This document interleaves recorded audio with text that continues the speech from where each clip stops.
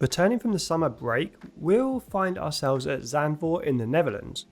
This classic track returned to the F1 calendar a few years ago, and it's a very technical circuit where overtaking can be tricky.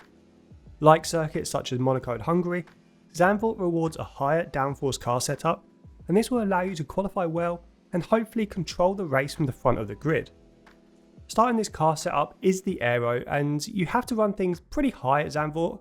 I wouldn't recommend setting the front wing and rear wing angles to Monaco levels, as there is a pretty long straight that we need to consider. I have still gone for 46 for the front wing aero and 35 at the rear. This offset promotes good responsiveness during the initial turn-in phase and should hopefully eliminate too much understeer. Comparing this to a time trial setup which would run the rear wing lower and front wing higher, you do have to build in some inherent understeer to a race setup. A time trial approach of say 50 front wing and 30 rear would simply have too much oversteer to comfortably manage through an entire race. Now Zandvoort does have a pretty unique layout, and there aren't many heavy traction zones throughout a lap, and this will let us increase our on-throttle differential to 65%, and we could even set this higher still if you do feel comfortable. This will give the car a good push through the faster corners, allowing for better high-speed traction and rotation. For the off-throttle diff, I have this balanced at 45%. Going much lower can help reduce a little more understeer, but it will start to introduce some unwanted mid-corner behaviour. Then much like the off-throttle diff, I've set the engine braking pretty balanced. This is high enough to achieve full ERS recovery each lap, but not too high that we can start to destabilise the car. Zandvoort does have a lot of medium speed to fast speed corners, which all benefit from a left-left camber setup. This will punish the tyres a little bit, but the performance gain outweighs the tyre wear, so I'd still recommend this route. I have set the front toe far left like most setups, then use the rear toe to stabilise the rear of the car a touch. Go with 0.18 on the rear toe setup.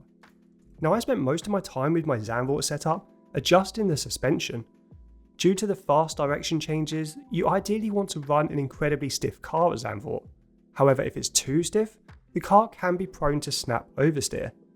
I have still used a high gap between front and rear suspension, going with 39 and 3. The anti-roll bars have a larger than normal offset between front and rear as well, with a setup of 16 and 9. Setting the ARB stiffer can cause the car to get incredibly loose through turns 9, 10 and 12. I've taken a slight performance hit to allow for better consistency during a race, and you do still need to watch your throttle input at turn 10, as the car will want to rotate on the corner exit. Then go the ride height of 23 and 60 to round out our Zandvoort suspension setup.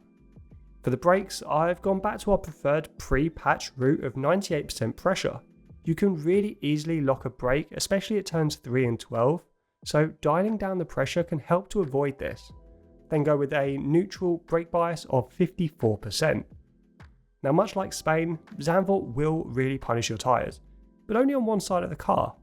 The left tyres will almost certainly overheat during a race, and this will be an area to manage. Due to the lack of left-hand corners, the right tyres will stay pretty cool. So I've run offset pressures to try and get the right of the car up to temperature, being careful not to run pressures that are too unbalanced. Go with 28 and 29.5 psi on the fronts, and 25.5 and 26.5 psi on the rears. Now Zandvoort is a tricky circuit to race at with a few unorthodox corner sequences and braking zones. This setup will allow your car to feel stable throughout a race rather than focusing on raw performance. For me, this approach allowed for faster lap times rather than a better performing but more unpredictable car setup. Let me know your thoughts on this setup in the comments below. I do read every comment that you guys leave, and it's really nice to hear the positive feedback, and any other feedback you guys have I always take on board for future car setups. So let me know in the comments what you think of this one. Also consider hitting that like button and subscribing if you want to support our channel. But for now guys, I will see you on track.